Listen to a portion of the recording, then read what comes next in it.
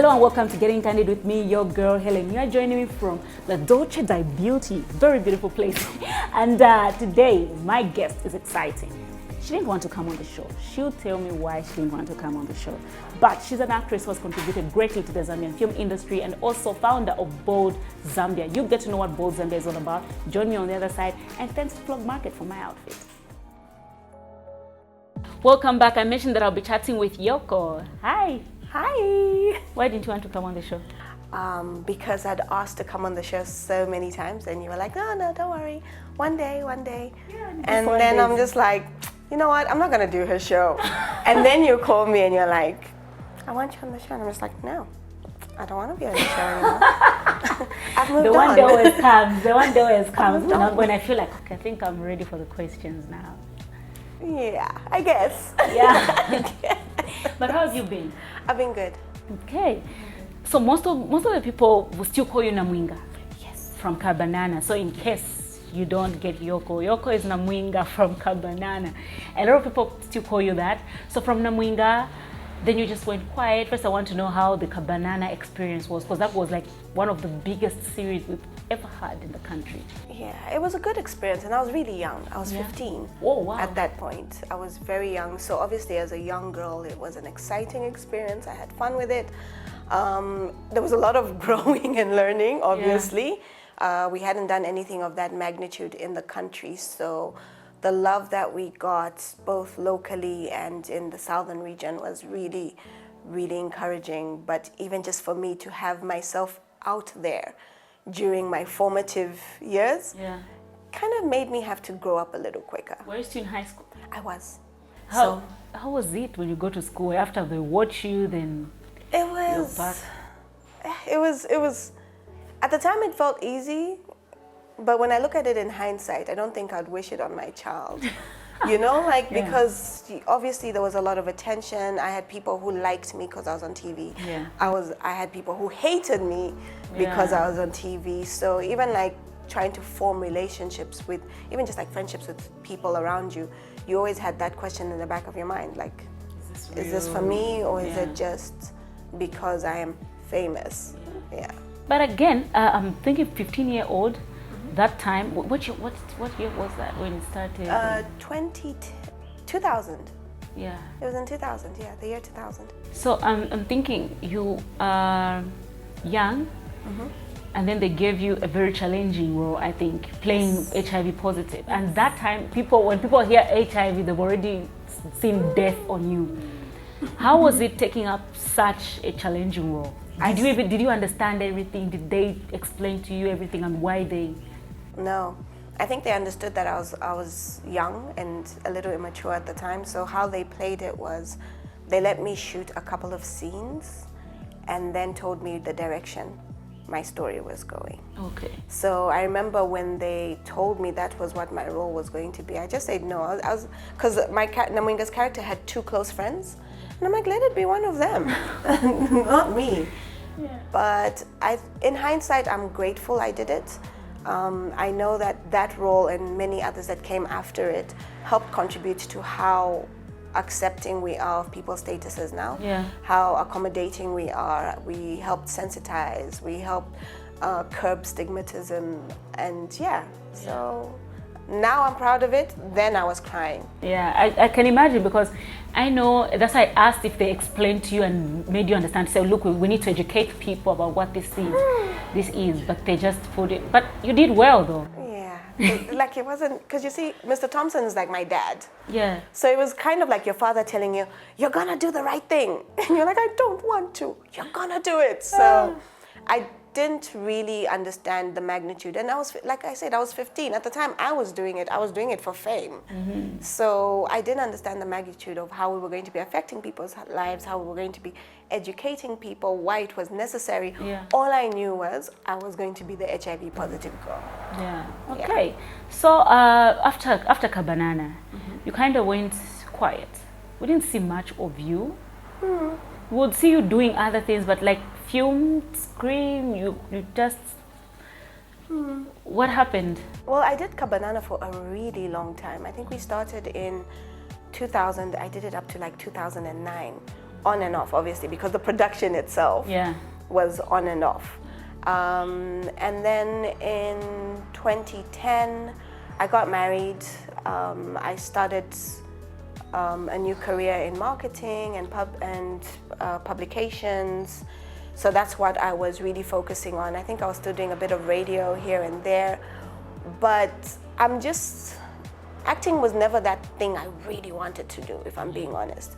It was something I did because I was asked to do it. Oh, okay. You know, it's like even when I went for the auditions for Kabanana, it wasn't like, oh, I want to go on audition today. I was escorting my friends. Oh. And I was like, oh, I'm here, so I might as well. Yeah. And they picked you. And they picked me. Did they pick your friends? No. Oh, wow. So it was just for you. They did not pick the two friends that I went with, but they picked me. So so it's one of those things where I never actively sought to do it. So I didn't really audition. I just went about living my life after Kabanana. Okay, so when I heard of you after Kabanana, when you are doing Bold Zambia, promoting women, just tell us what that is and how it came up. So basically, Bold is an initiative that aims at celebrating women. And the general idea was to create a platform on which women could recognize themselves in power. I was tired of we're victims or we've done something wrong, or I was like, I want to see strong, powerful women.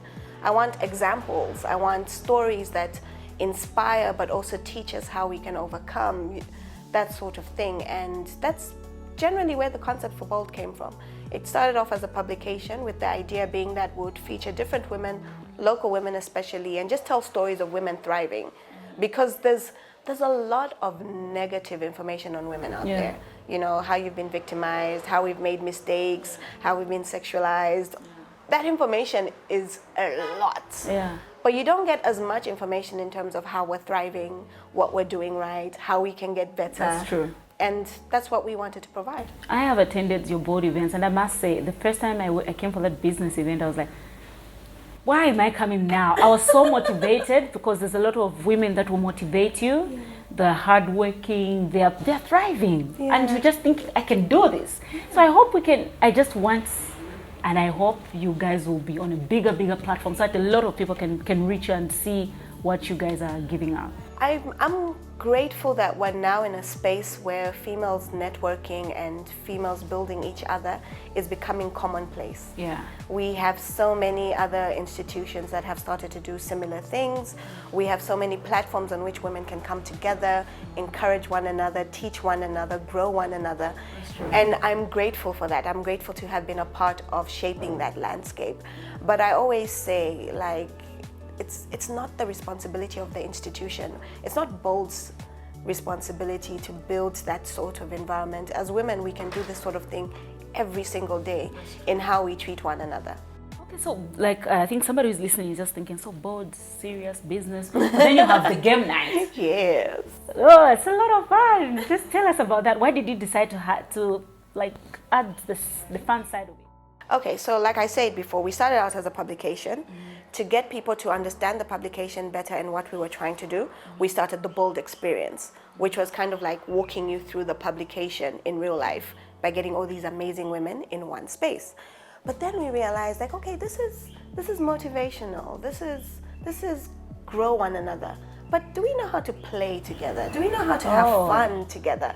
And I said, we should have something that's more fun, because when we had the Bold experience, would have these little exercises in between each talk that were like fun games. Yeah. And we're like, why don't we have an event where it's nothing but fun games? Like, do the reverse in terms of you're having fun, but you're learning. Yeah. Whereas before we'd been doing, you're learning and you're having a little fun. So now it's like, you're having a lot of fun. Yes. But you're also learning. And we needed to create a space where women can just let their hair down and have fun and connect, because that doesn't happen very often. Guys will have guys' night out every weekend. I go to the club, it's who have you left your kids with?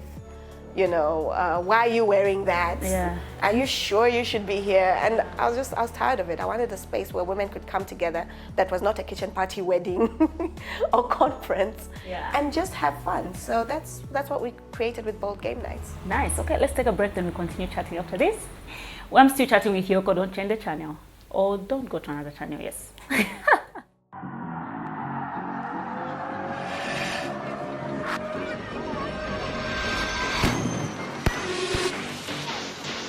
Yeah, go walk through life, display the game, make the chase like your flame. Take your chance, fight for success if you really want to be the best. My life, my rules, my choice, my stick, my bet, my win. My life, my rules, my choice, my stick, my bet, my win. My life, my rule, my choice, my stake, my bet, my win. Melbet, something you can bet on. Welcome back. I'm still chatting with Yoko. Now, Yoko, we talked about everything that you've been doing in supporting women. We were just talking about another role you played in Love Games. Yes. How was that? It was an amazing experience. I think of all the acting jobs I've ever had in terms of the character, Wamba is like my favorite character amongst all the characters I've ever played. I was highly invested in it. We were walked through the characters. We had people like Uncle Jeff Stally do training exercises with us. So yeah, the experience was amazing. And even from a production level, it was something different again. I don't think we'd ever had a production with that sort of budget. The budget was really high. It was a good budget. And even the way the stories had been developed, the messaging, it was like it was a lesson, but you didn't feel like you were being taught. I also like that it was exported. Yes, it was. That was huge. Yeah, for every one of us. Because now here's the funny fact about Love Games. Yeah. I auditioned for Love Games. You did. I was called, and that time, because at first I thought I was going to be an actress. Then I started, then I forgot about it. What role did you audition for? I can't even remember very well, but I just remember, so I was, oh, we're calling the Love Games auditions. I'm like, oh, I'm like, but I told myself I'll stop acting. Then I said, let me give it a try. It was so bad. I knew right there and then I'm not going to get any role. When I saw Jeff Stally in there, I'm like, these are big names auditioning. This is serious. This is, I got nervous. I didn't do well at all. Well, we'll have you redeem yourself sometime soon. Please. I think for just me, don't audition me. Just give you the role. Okay. I actually did, with Love Games, I actually auditioned the normal way. Because I do know that they were calling certain people directly to their offices and everything. Yeah. But I signed up with everybody. I went to Mulungushi, I stood in line, I got my number, and I auditioned for 2 roles. I did Tasheni first, that was my ideal character, and I hadn't seen Wamba. So someone showed me and said like, no, try Wamba as well. I think it was Wamba or something. Yeah. If I remember, I didn't even know the order, so I was just called. I'm like, oh, okay, let me go. But yeah, it's not for us. But anyway, with all the acting, then now, because a lot of us thought, oh, she's not doing much, is she stopping, is she? Then we saw you in Zuba, which was exciting because they're like, okay, she's getting back. But then I saw you in Makofi, and I'm like, I think I texted you to say, leading role, I'm happy. How is that going? You reunited with most of the people from Kabanana, and even the director, Mr. Lawrence Dawson. How is it reuniting and working together? It was like coming home. Obviously, like you said, the executive producer is Lawrence Thompson. The director was the director for Kabanana. That's Ben Mulenga. I got to work with Kangwa again, Kangwa Chilesh, and that was really weird because Kangwa's always been like my big brother, and now I've reached the age where I can play his wife. So yeah, it was really nice. There was also Uncle Chomba, who used to be Uncle Patrick, and now is Uncle Jabulani in this one.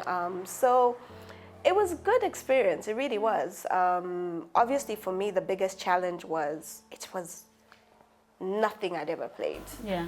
I had to strip down a lot of my personality to be able to play Izukanji, and there was nothing. I love the makeup. Yeah. It was like, no, it wasn't like, oh my God, you need to put your lashes on. Yes. No, we would, to make me seem a little bit more aged, they would put like darker foundation around my eyes, just to make it look like I'm a hard worker. And I've lived in the sun a bit. Yeah. But yeah, it was quite the experience, and I really need to thank the director because he's the one who's helped me pull this character out. That's Ben Mulenga, but also Jessie Chisi, because before we started shooting, we walked through the characters with her, and she would say certain things like, look, it's not just about you knowing your lines. know the lines, but what do they mean? What are they communicating? Pause, ingest them, digest them. You know, like she really did help pull this character out of me, because I won't lie, there were times I'm like, I'm not gonna do it. Yeah, I like that you've talked about Jesse Chisi helping you guys get through, because I think a lot of us watching just thinking they've given you a role. Here you go, Yoko, especially that you've done this before.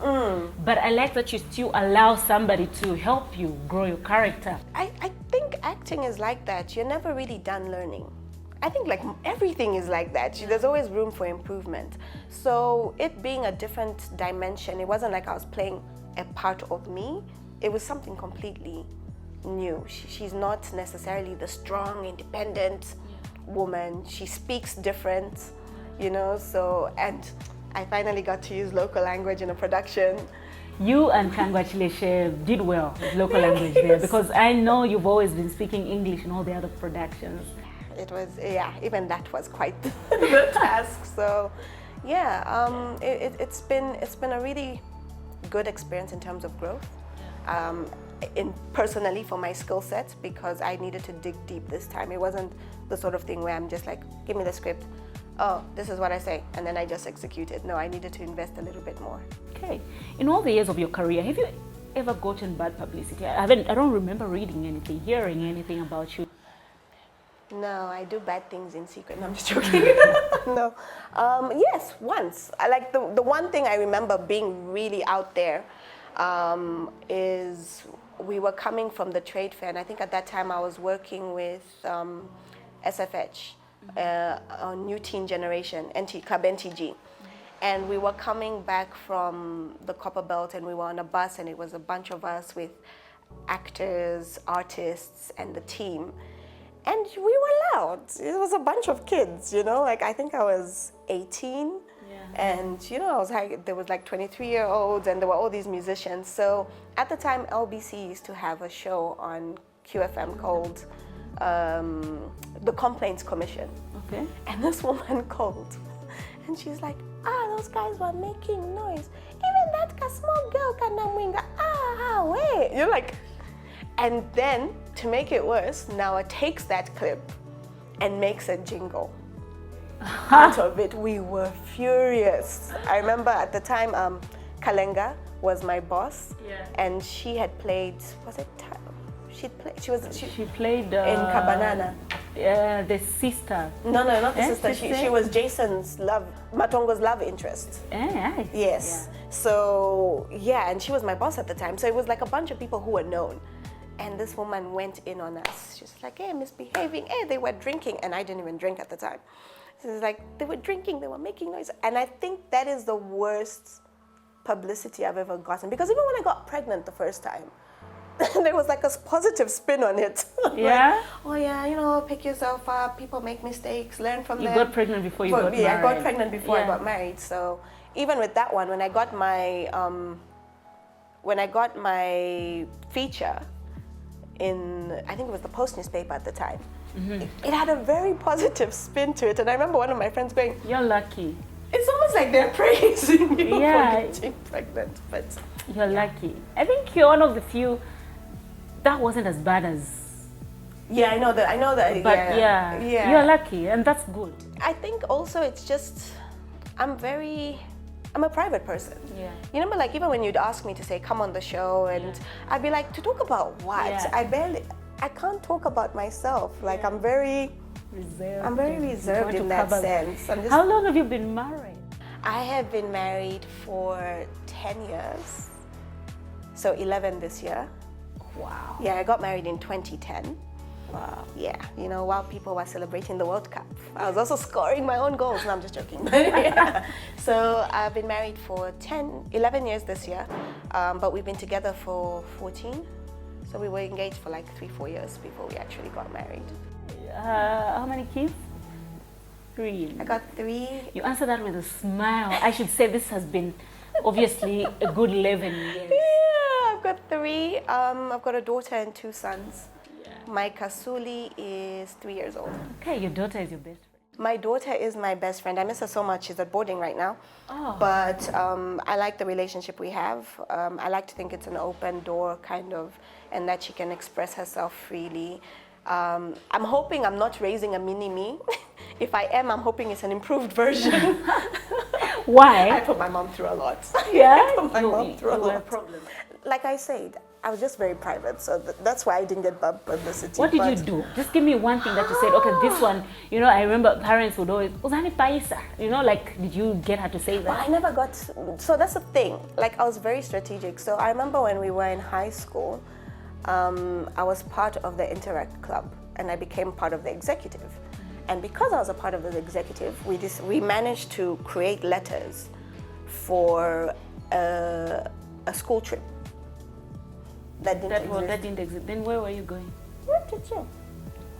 That's all I'm saying. Okay. That's all I'm saying.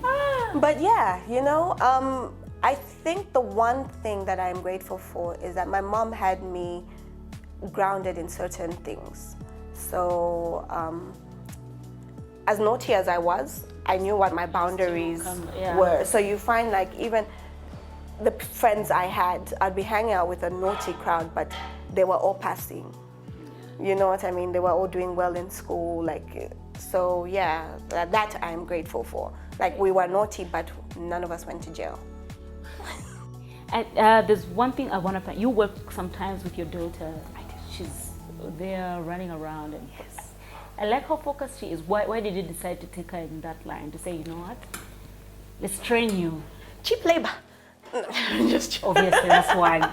No, she's very charismatic, my daughter, and she likes that sort of thing. And I try and encourage her creative spirit as well. But also, I find that when we're building a legacy, we often don't involve our children.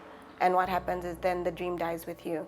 I figured get them involved as early as possible. Give my child every single advantage I can. Yeah. So her working with me means she's getting work experience. It means she's discovering what she likes. But what I love about having her at the bold events, like the experiences and things like that, is she's surrounded by all these amazing women. Yeah. And they're just pouring into her, and she's encouraged by them. So it's basically just bringing her into an environment that I'm hoping will help shape her positively. Okay, nice. What is the one thing that you can say?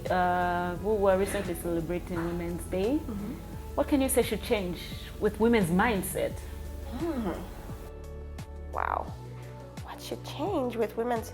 I think it's already happening in terms of the change that we can't do it alone.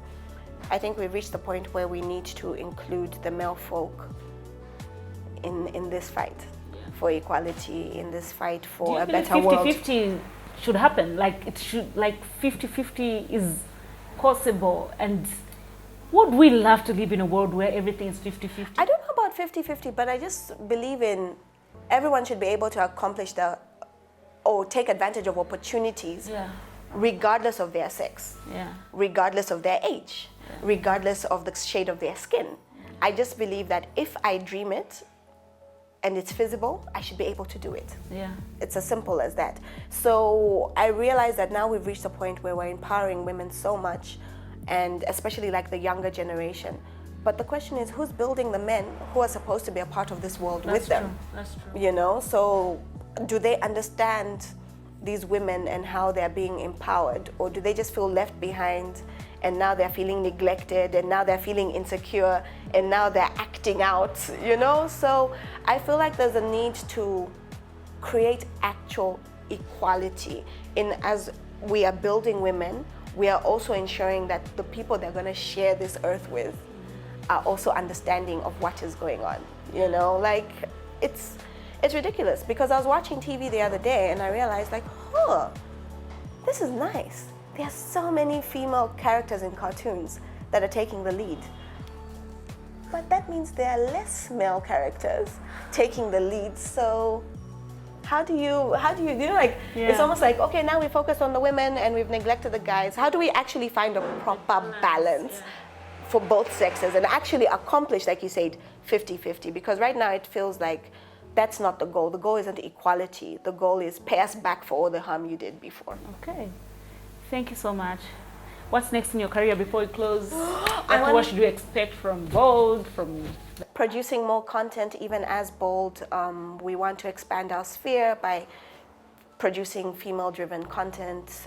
That's me as well. I love the set life, so I'm trying to see how I can start to create the kind of roles, the kind of imagery that I appreciate. Yeah. We're waiting. And all the best. Keep doing what you're doing. Thank you.